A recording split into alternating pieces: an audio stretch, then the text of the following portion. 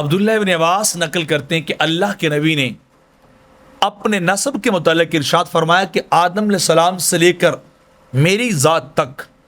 میں نکاح کے ذریعے سے منتقل ہوتا رہا ہوں.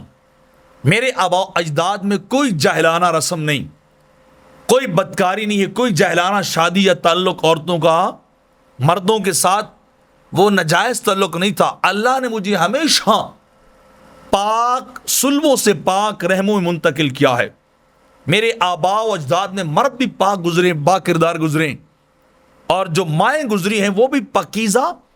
اور با کردار گزری. وہاں جہالت اور جہلیت کا کوئی شائبہ نہیں، کوئی نشان نہیں ہے، یہاں تک کہ میں تمہارے سامنے بالکل پاک اور مہذب انداز میں آیا ہوں. اور میرے آقا نے یہ بھی فرمایا کہ جہاں بھی اللہ نے میرے آباء و اجداد کے خاندان کی دو وہ شاخیں کی، دو گروپ بنائے، دو جماعتیں بنائیں، تو اللہ نے مجھے ہمیشہ اعلیٰ جماعت میں رکھا،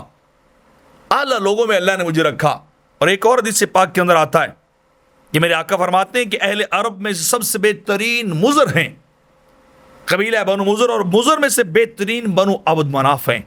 اور بنو عبد مناف میں سے بہترین بنو ہاشم ہیں، اور بنو ہاشم میں بہترین عبد المطلب کی اولاد ہے،